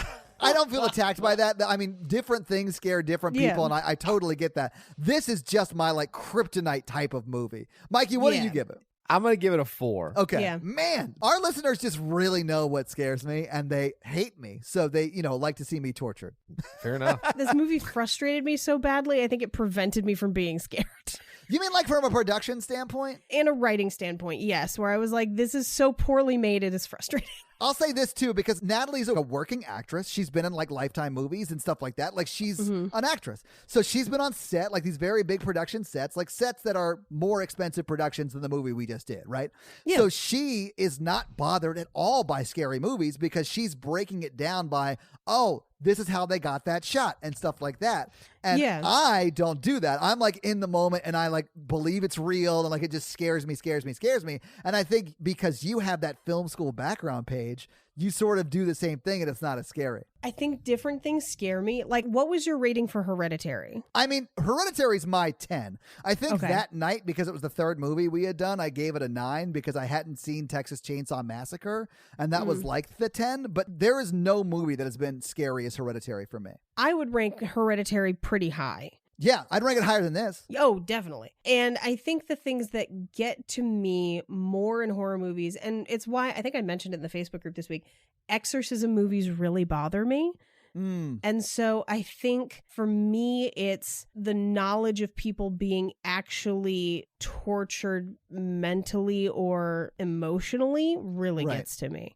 Yeah. And so... Oh, yeah. It's like dating. Yeah. Well, like dating you. Yeah. Anytime you blur the lines between is this real or is this all in someone's head, that really messes with me. But things like a simple jump scare or gore is not going to get me. I watched the first Hostel without flinching. Oh, man. Oh, yeah. Jesus. Okay, sorry. You're just a different kind of person. I mean, like, you're stronger than I am, is all I'm saying. Like, I cannot handle this shit. I have watched Old Boy and not looked away. And that doesn't mean anything to you, Todd, but it probably means some things to everyone else listening to this. So this week, the listeners made me watch Wreck. What are you guys making me watch next week? Paige and I had a fun discussion last week. Oh, we yeah? decided to make October sequels month. Yes! Oh, nice. Okay, so what are we starting with for sequels month? We're going to do Evil Dead 2. Oh, nice. Okay, cool. So we've actually done an episode on the remake of Evil Dead, but we have not done the original Evil Dead movie. Is that a requirement to understand what goes on in Evil Dead 2? It is absolutely not. Okay, good. Effectively, when Sam Raimi made Evil Dead and then subsequently made Evil Dead 2, in large part, Evil Dead 2 is him trying to remake Evil Dead 1 and make it better. Oh, okay. So there are actually story points that are going to get repeated in Evil Dead 2. So even if you have not seen Evil Dead 1, you could definitely watch Evil Dead 2. We should eventually go back and do Evil Dead 1 just for completionist's sake. Oh, I love completing. But you should be fine watching Evil Dead 2. All right, guys. Well, make sure you watch Evil Dead 2 for next week when we start our sequel month. Yay. That's fun. I'm actually really excited about that. I'm so excited for sequel month. It's going to be so much fun. So, Mikey, do you have a review for us to read? Yep. So before you read that review, let me tell them how they can have their review read on the podcast, and that is simply to leave us a 5-star text review on Apple iTunes, and, leave a little text, something for Mikey to, sink his teeth in and have a little fun with. And that way we can have a little fun while Mikey reads your ridiculous 5-star review. Mikey, you ready? God, we had a ton of reviews this week. Yeah, honestly, guys, 5 weeks ago, we had 380-something reviews, and we are almost at 500. So all the new listeners, thank you so much for being here and listening and leaving us reviews. It really, really helps. So thank you, guys. Please continue. Uh-oh, Mikey, what'd you find? I've got the review. It's long, but I think it'll be fine. I'm so excited right now. Dave Dobbs says Confederate alt history review. Oh, someone listens to our Conjuring 2 episode. He said Mikey has to read this in Confederate soldier communicating his last letter through a Ouija board. Good luck, sir. Oh, my God. My dearest Agnes. Is that really how it starts? Yes! Oh, my God. That's amazing. Oh, yes. My dearest Agnes, please accept my sincerest apologies for waiting so long to write. The war wages on, but I fear we've been distracted by the honest discovery. We've intercepted this strange new technology in our battle with the North, and my dear, it seems that all hope is lost. Wait. Are we to understand within the world of this review that not only has somehow the advent of podcasting time traveled to the Civil War, but that it is in fact responsible for the South losing? Yes. Okay, continue. They have developed these newfangled contraptions that they call cellular telephones. Wow. Would have helped. Could have gotten supplies there quicker. I know, right?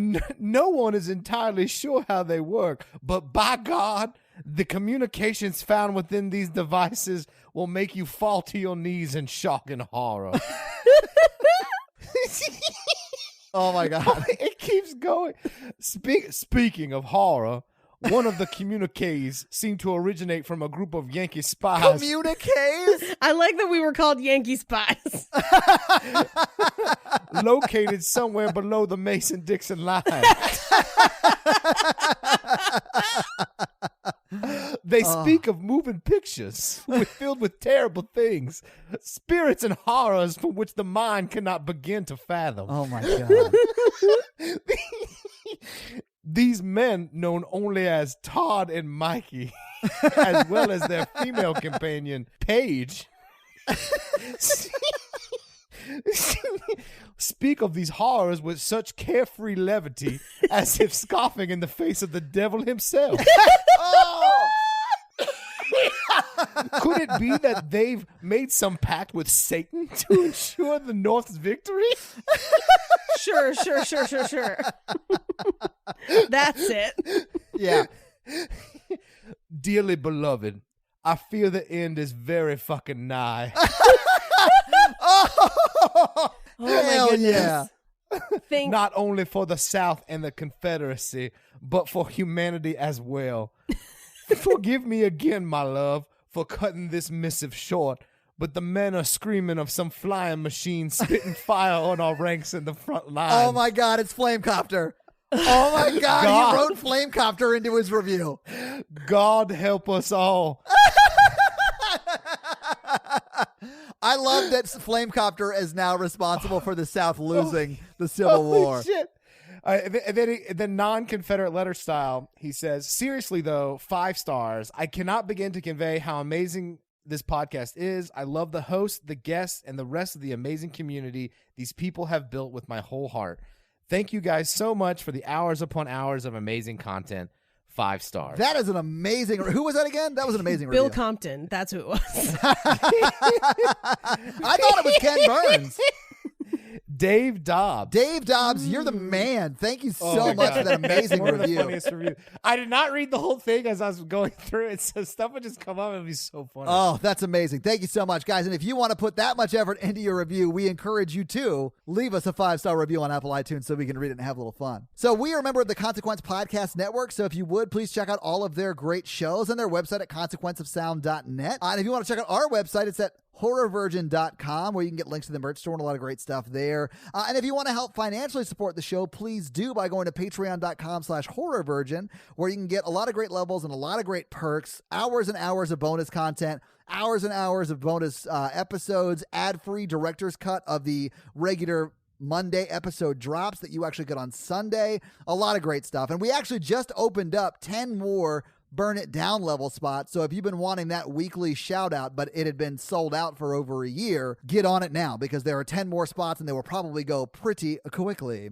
But if you want to follow us all on socials, please do. We are at Horror Virgin. Paige is at Rampage Wesley on Instagram and TikTok. If TikTok still exists. Yeah, if TikTok still exists at the time this drops. She's also at Paige Wesley on Twitter. Mikey is at mrandolph24 on all the socials, and I am at Todd J. Awesome. If you really like the lineup of the show currently and would love to hear us talk about another kind of movies, maybe like romantic or romantic comedy type movies, check out our romantic podcast on romantic movies, Romancing the Pod. Mm-hmm. I think I said romancing way too much in that sentence, but you guys catch the drift. Check that out. It drops every Thursday, and we just did an episode on 50 Shades of Grey that you have to listen to because it's amazing. This episode was brought to you by Nick B. Nick B, fun fact. Oh, when yeah? He was on leave when he was a sailor in His Majesty's Secret Service Navy. Oh, he was not just in the Navy. He was in Her Majesty's Secret Service Navy. Uh-huh. He took Officer B with him on leave to Spain.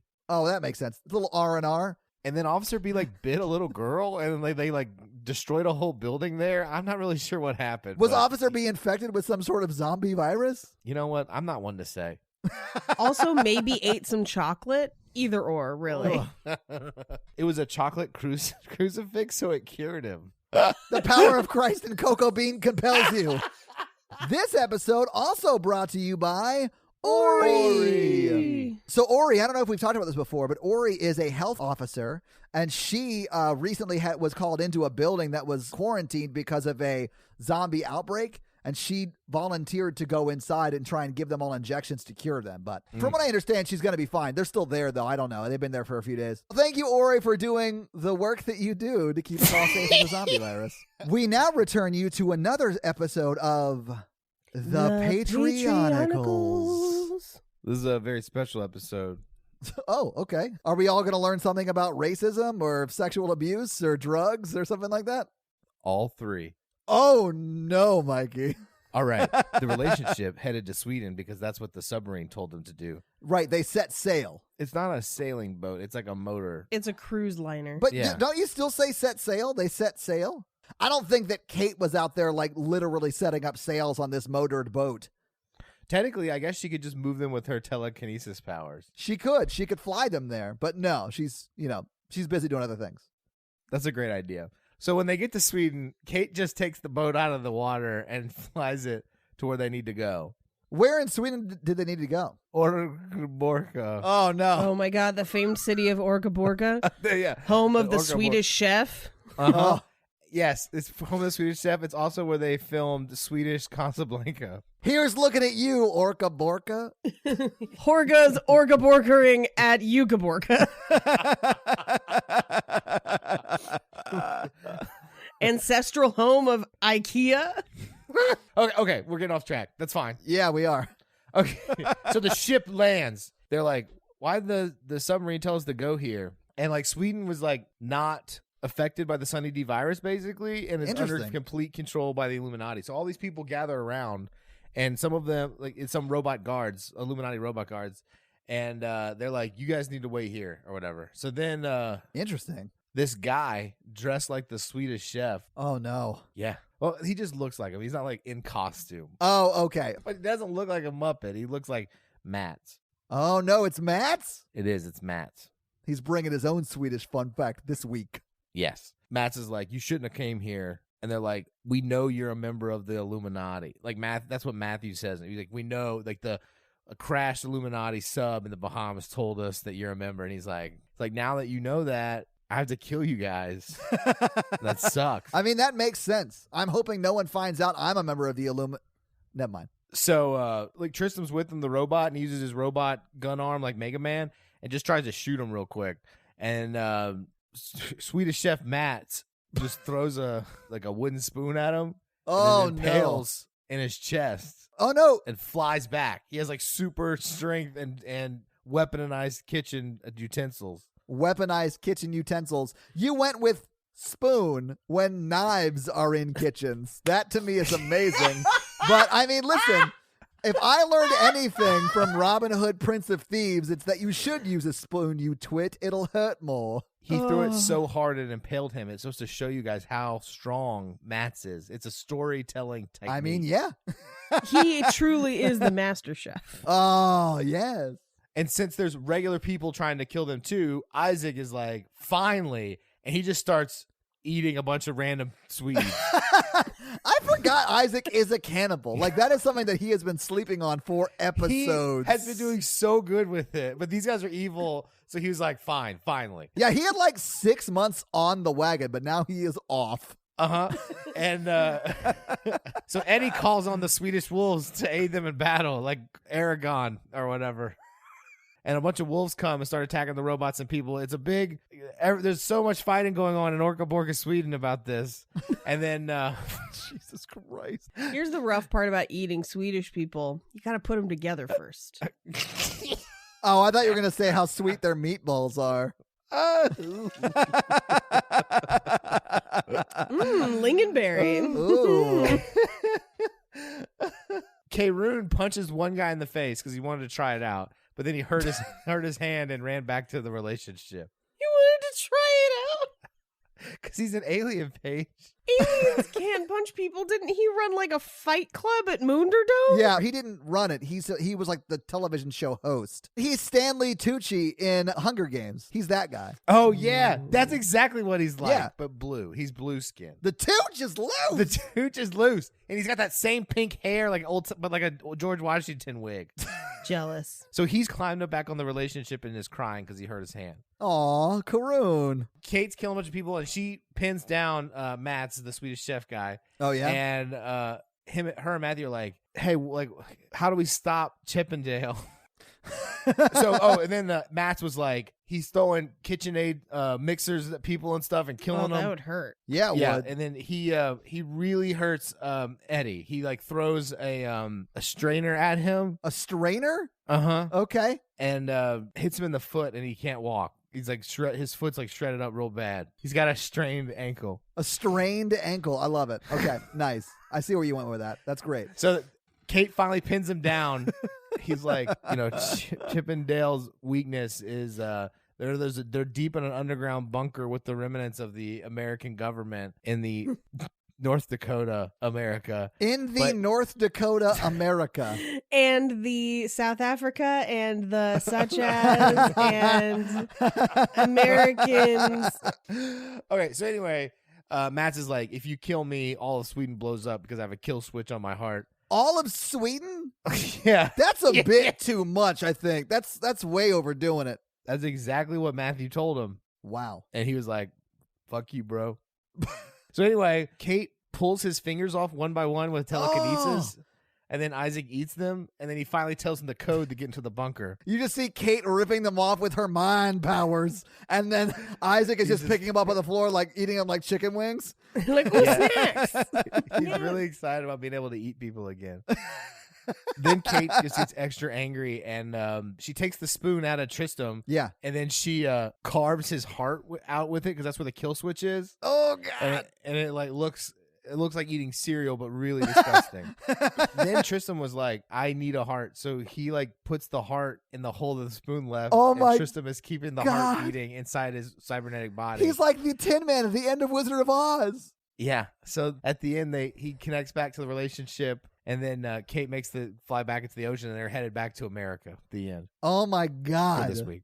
Will Isaac go back to his old cannibal ways? Will the information Mats gave our heroes help stop the Illuminati? Will Mikey, like Tristram, finally learn how to love? Find out next week on another episode of The Patreonicals.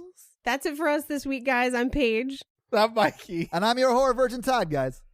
Keep it spooky. Yes, you did it! Got it! Oh. Keep it ooky spooky. Have a great week. Bye! Exorcism nerds. Still would have punted that kid. Hell yeah.